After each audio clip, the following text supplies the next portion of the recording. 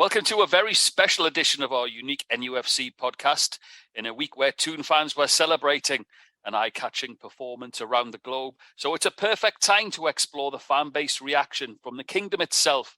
Today we're going to be chatting with a very special guest, our very own Saudi Geordie. So welcome to Black and White with Arab News.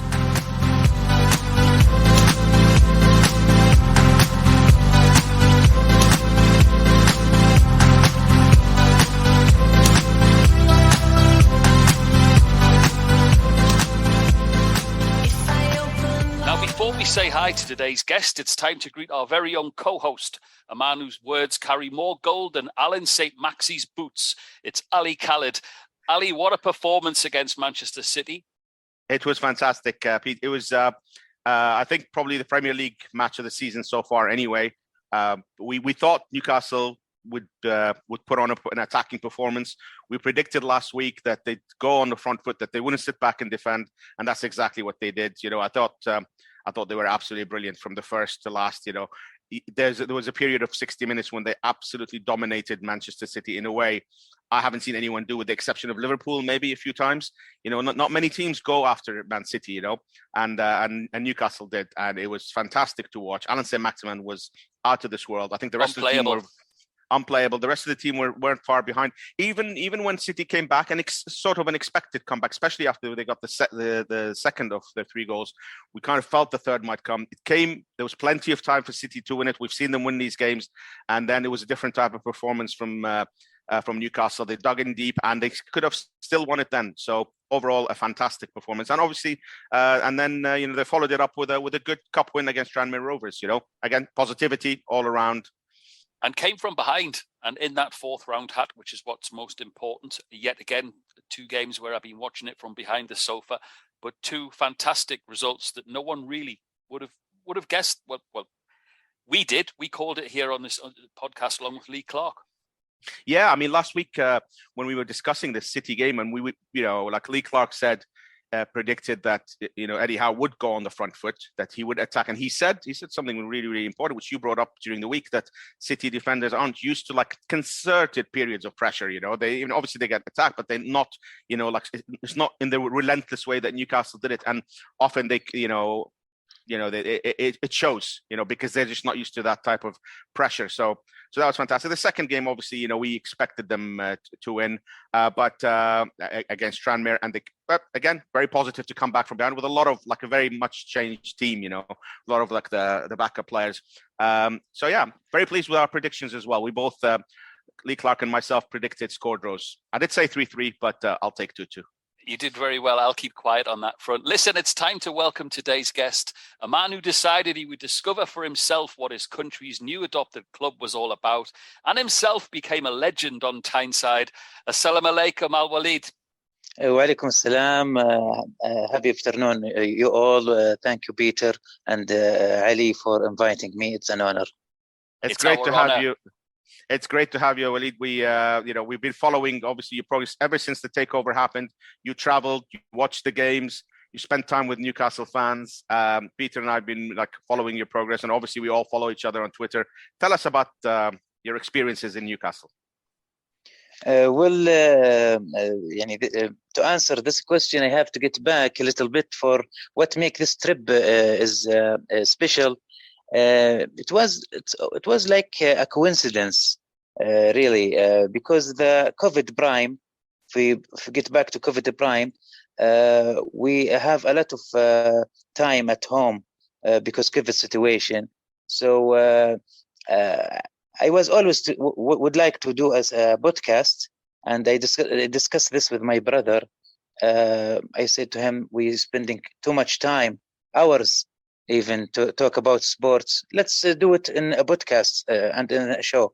And that time was beginning of the COVID era, and it was February 22 when the Newcastle takeover start to pubs and social media.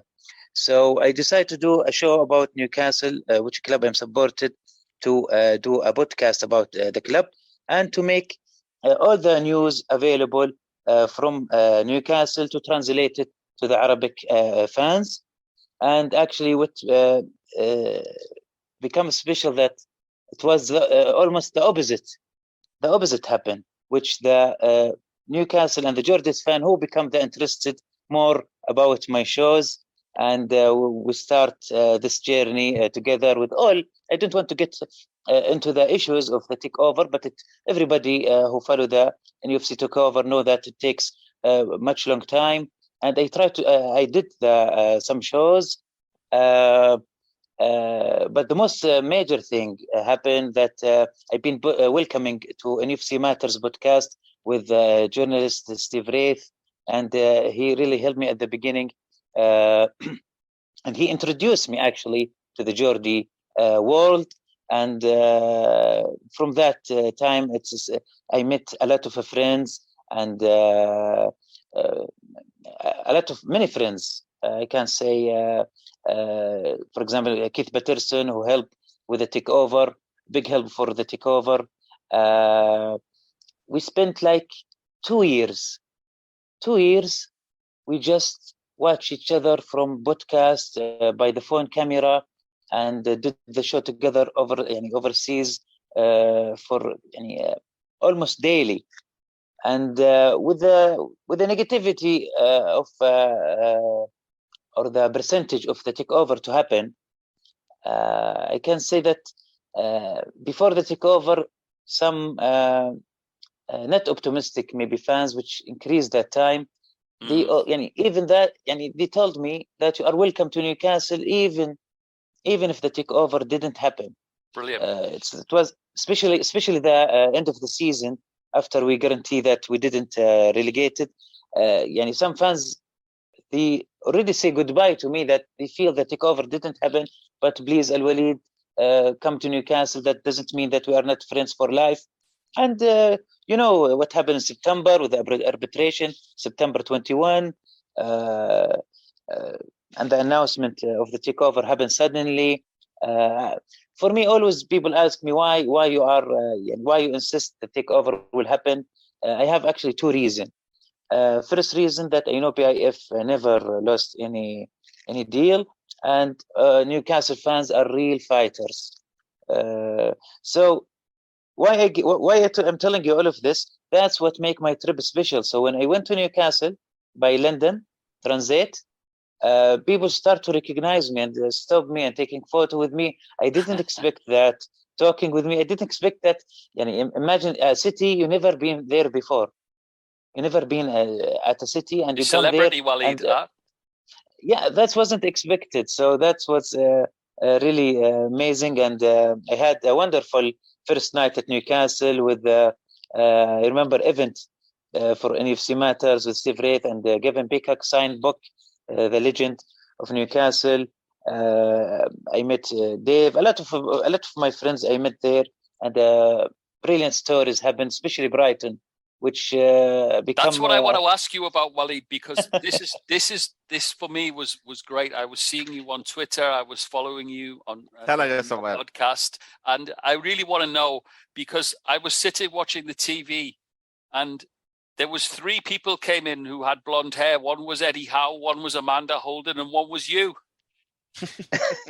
Yeah, that night it was the best night in my life, actually, and it wasn't expected at all. And even the story, I got a company in Dubai. They called me just to shoot. They liked the story, and they just do a show with me just for this story in particular, because they like it. Really, it was I really was buzzed, and until now I am buzzed from what happened there. Sometimes I wanted to sometimes I have a dream that the takeover didn't happen. So imagine how this affects me. That sounds like a bad dream. But please tell us, Waleed, tell us about Brighton. Brighton, well, what you would like to know about Brighton? I believe you got your times wrong with the bus. Actually, well, I was really happy after the game, and I don't think that I spent much. As I remember, I went to the bathroom quickly, and I was walking to the bus, not running, walking. and I found the bus left. So I don't know why. You were taking too many pictures. Waleed, you were having too many pictures with your fans, and the bus left without you. No, that was after the bus left. But I believe maybe it's because that I was very happy, so maybe I lost the track of time. I believe maybe because listen, that was a dream. I've got to tell you, from a Newcastle fan, I went to my first away game in the 90s, and you're not a real Newcastle fan until you've missed the bus. So to do that in your first away game, you'd arrived, you were part of the group from there on. And listen, I want to ask you, Alwaleed, if I can, about what is happening in the kingdom. So in Saudi, we're talking about Newcastle supporters. Are your plans to try and get a group together there and have a toon army in Saudi? We already do that before the takeover happened, even. Great. But of course, after the takeover, we get things more serious. The idea of initiating the supporter club for Newcastle in Saudi Arabia, it was like for provide the maximum help to the fans in Saudi Arabia, because as a fans we would like to watch games, and some of fans, they didn't have, for example, a cable or a place to watch the Newcastle games. Sure. So even the coffee shop and sport coffee shop here in Riyadh in Saudi Arabia, they play mostly local games, Saudi League. Even if they play Premier League, they play another teams. So a lot of us were suffering watching games for Newcastle, because I recently have a connection with many cafes that they provide priority for Newcastle, but still this is not enough, because a lot of obstacles happen. Also, not only watching games, I can say that the traveling to Newcastle. As me, when I travel to Newcastle, I face some difficulties in booking and some stuff you need to. So this is, and I used to travel. So imagine the people who didn't travel to UK or Newcastle before. So they need the help with the booking, with the tickets. So you can help with that now, right? Yes, we already do that, but and also vice versa. Also, the Newcastle fans, the Geordies, UK visitors, if they come to Saudi Arabia and Riyadh, they also need an area or a place that they can help them to see the sightseeing, to watch maybe the Newcastle games and other teams of Premier League as well. And we have some members, and we have members in the Newcastle supporter club, and they help as many as they can. But we still need, we need support. We'd like to have a support from Newcastle club. So Waleed, we try to talk. Sorry to interrupt you. Sorry. This is an important point. You and I spoke last week, and you mentioned that you want to have, you would like in the future this supporters club to be the official supporters club, endorsed by the club. Is that right? Yes. As I know now, Newcastle United has no official supporter club overseas. According to Newcastle, there is no formal structure as well. So I have been talking to friends in Newcastle who would be happy to help the supporter club in setting a fan network similar like Manchester City, Liverpool, Chelsea. You just need the club to buy into the idea. We are ready, press and go. We believe that the club interacting with overseas fan base is an important factor in development of the club and its venture on the path of being internationally recognized and successful football club. Hopefully, this could open opportunity for overseas, especially here in Saudi Arabia and the Middle East, to gain access. This is a big problem we have, to get access actually to the ticket games in St. James's. It would be it would be great, superb if a club had cooperative area that catered for overseas supporter fans, especially here in Saudi Arabia. Really, it would we So really is that a need big? that. That's the big plan, Waleed. What I've got to say is that with two big games coming up, what will you be doing for?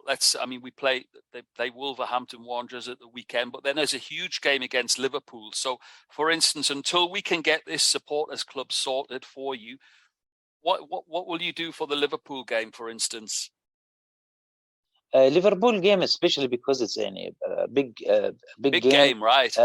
We establish a relationship between with the Liverpool officials, supporter club in Riyadh, in Saudi Arabia. They are officials since 7 years, and they invited us to attend the game, and it's gonna be really interesting game, especially after what we see from Newcastle against Manchester City, and all Saudis and British who would like to attend the game, or any fan of Premier League would like to attend, he's more than welcome to join us, and all the details in the Twitter account of Saudi Supporter Club. Can I ask that you send us? Can you send us some pictures from it and some videos? Of course. As I have an assignment for that, and if Mr. Ali can speak about it. Yeah, Waleed and I have been talking. Waleed, as you know, I'm a Liverpool supporter, so I'm not going to say too much about the match. I'm not going to talk too much, especially now that Newcastle are playing really well and Liverpool aren't. But I want you to have an amazing time there. Say hello to everyone. Both the Liverpool supporters and the Newcastle supporters. We look forward to seeing all the videos and all the all the pictures that you're going to send us. Peter, Waleed and I are working on a story as well. He's going to be contributing to us at Arab News as well. Amazing. Going forward. So we'll be getting all the latest news on the Saudi Newcastle fans, whether they're watching the games in Saudi Arabia or flying over to watch the games. We will be with them, every step of the way. So Waleed, thank you. We really appreciate your time. Yeah, thank you for having me, and I promise you good coverage for the game. Take care. We'll speak to you soon. How are the lads? Take care, Waleed. Ali, fascinated to hear what's going on in our twin city, really, because that's where it all happens. On that note of supporters clubs, I wanted to give a special mention to the Dubai Supporters Club of Newcastle United, who are now based in the Brooklyn Bar in Dubai.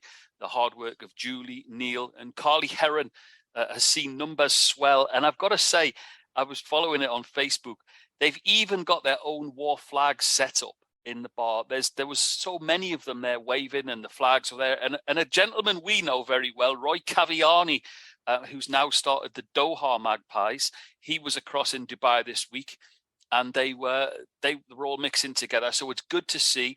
I did want to say though, I spoke with the girls. I spoke with Carly, and she said that they're trying to create a St. James's Park Dubai venue with all the traditional pre-match music, the atmosphere of the game, and war flags as well. What she's looking for is an inclusive community spirit for all NUFC fans to get aligned with the new owner's global product and the goal that they have as well.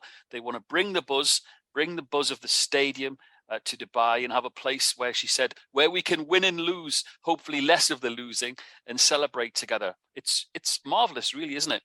It's brilliant, mate. And you know what? I mean, obviously, we keep going back to the takeover and all that, but think back to before the takeover. There was, all these guys for years, we're going to watch the games together. People like Neil, who we know very well. Like some of your other mates, as well. I know Neil very well, of course.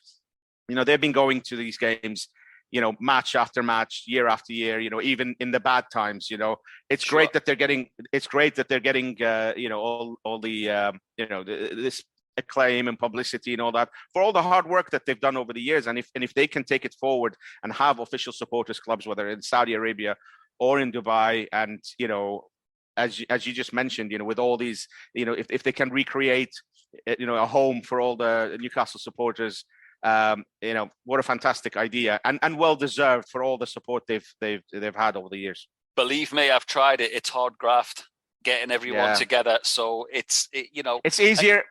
You know what I mean. I would say, like, it's probably easier to get the spotlight on Newcastle right now because they're doing so well and because of the takeover, because of all the positivity. But again, I'd just like to say the point that these guys have been doing it way before that and for years and years and years. So, their time has come, all the best to them. And I think Waleed brings up a majorly important point, Ali, that if the club can get on board, and I'm sure they will once they hear it, that like Liverpool in the UAE, if it can be recognised as an official club, it will be fantastic for the supporters, won't it? I think so. I don't see any reason why it shouldn't. I think we've seen from the club now that areas of the related to Newcastle United Football Club or within United that have been previously ignored are being like taken care of. We just the women's team has become official. For years, Newcastle's women's team was quite ignored for a long time, and now it's officially being taken over by the club. So that's one of the areas where the club has shown proactivity in like they said it at the start. So we wanted this to be a community club. They've taken over the women's team, which, like I said, for years was not getting any sort of attention or backing, officially from the club. And now they are, and now they will be, this thanks to the hard work of Amanda Staveley mostly, And, I see no reason why this kind of thinking and this kind of mindset doesn't extend to, supporters clubs overseas, to, as we know, obviously the youth clubs and all that, every aspect of the club. And I honestly think, this is something that through the hard work of Alwaleed and through the hard work of the Dubai Newcastle supporters will happen in the future. I do as well, definitely under this current regime. Let's talk Old Gold, AK, a trip to Wolves. My first away ground, incidentally, back in 1991-92, a Kevin Scott header saw my first Newcastle away win at Molineux. Happy days. Wolves finally got off the mark themselves with a cup win. Historically, a tough place to go, Molineux, and the raft of new players, which need to settle in, but look good, by the way, this Portuguese outfit that they're creating. What's your thoughts ahead of this one? Yeah, I mean, they actually, I'm trying to remember who Wolves lost to in the last game, but played relatively well as well. They Spurs. Yeah, that's it. Obviously, they did quite well, and I think at the start of the season there was quite a lot of negativity around Wolves, and people said, yeah, weren't expecting too much of them, and hasn't been an incredible start, but they've improved over the last few games. And as you say, it's a tough place to go to, and over the last few years, I think it'll be tough. But again, these are the games that if Newcastle are going to sort of challenge the top teams and challenge teams like Wolves themselves, who have been in that top half of the table, you expect them to start like now going in with ambitions to win, not just to get something or sort of let's see what we can get out of it and all that. This is a game, that I expect Newcastle to go and really go for the win, especially after that fantastic performance against Newcastle, against Man City. Sorry. So I see more of the same. I see Newcastle going. I see Newcastle attacking, and hopefully winning. Absolutely. Can't wait for it. Then midweek, it's Geordie Pete away at Ali Khaled's place. That classic fixture that's Liverpool against Newcastle. You'd think that Liverpool will be back on track for this one after Bournemouth at home, but it's been a funny start to the season. But let me say this before all the naysayers jump in. Speaking about Manchester City running away with it, they were pegged back by Newcastle. Liverpool are supposedly behind. It's early days, isn't it? Yeah, it's very early days. I mean, no question that Liverpool's form is concerning, as are the injuries. No, without doubt. But we know how supporters these days are. There's always an instant and knee-jerk reaction to any performance. I understand. Obviously losing to Manchester United, was a big blow, and no wins yet. Performance is relatively poor as well. So there are concerns in terms of like long term, and obviously they need to get back on track against Bournemouth, and long term I fear for them. It could be. Yeah, I mean, it's a good. Liverpool couldn't ask for a better, home game really against Bournemouth. With all due respect to Bournemouth, of course. But to get back on track and maybe get those first 3 points on the board. And I think, as you said, it's early days. I mean, I remember back in the day, people like Bob Paisley and and even Alex Ferguson and all that, would say they look at the table in October, and not after one or two matches. Now, if you're challenging, I know things have changed, and if you're challenging for the title, the margins are a lot less than they used to be. So losing a game, really it doesn't leave you with even one match, and dropping a couple of draws already leaves you with barely any margin of error. So I understand that, but so maybe not October when you start looking at the table, but you got to give it 5-6 games for the table to take shape, and then see where you are. I think at this stage, one win takes you massively up the table, one loss drops you. So I don't think fans should be overreacting. But of course, like we said with Liverpool, it is slightly concerning. As for the match itself, I mean, it's I absolutely love Liverpool Newcastle matches. Year after year they deliver like good football. Obviously the famous 90s matches, but this is one of my favorite fixtures. This is like one of the few times, on the podcast where I say I hope Newcastle will lose, but I'm not sure what will happen though. But I think I can't wait for it. I think it's going to be absolutely amazing. I think it's just one of those fixtures because the clubs are so alike with their fan base as well, different, similar economic scenarios, so that they love their football, they live for it. But also that famous 80s that you said, that you mentioned Bob Paisley there, a good Northeast name, by the way, from mining stock in County Durham. But also, Ali, from a small boy, of course, I was looking forward to going and seeing Newcastle, but I was seeing for the first time these Liverpool players who I'd only ever seen on the TV. Ian Rush at St James's Park, Kenny Dalglish was there, Craig Johnston, Ronnie Whelan, just fantastic. So it does conjure up all of these memories. It's always a classic game. What I am going to say to you, go on. No, I was just going to say great matches. And also there's been a lot of players who have played for both clubs over the years. In the 70s, had, Terry McDermott and Alan Kennedy, coming to Liverpool, and then obviously Kevin Keegan. Eventually, I mean, not straight between the two clubs, but like a legend at both clubs. And then, further down in recent years, there's been hit and miss. Some of the I was glad you mentioned the miss bit. Yeah, they've gone either way. We won't go into too much into that, but yeah, there's been a lot between that. And it's, you mentioned the similarities between the crowd. That is one thing, although I'm sure the fans themselves might contest that. But it's also nice to hear what Alwaleed was saying, that, in Newcastle, they've got a good relationship with the Liverpool Supporters Club. They're going to go watch the games together, get the fans into their supporters club, and so it's nice. And I said, it's one of my favorite fixtures of the season. Really looking forward to it. So down to business, because a double header means double points for you. Predictions, hit me. Right. So I'm going to go for Wolves 1, Newcastle 2. Yeah. And I'll go for Liverpool 2, Newcastle 1. Definitely heart over the head with the second one. Ali, brilliant as always to see you. Can't wait. We've got so much to look forward to on this podcast. As always, it's been fantastic. What a great guest today. So happy that we finally managed to speak to our man on the ground in the kingdom. That's it from me, Geordie, Pete Redding, and him, Ali Khaled, on another edition of Black and White with Arab News. How are the lads?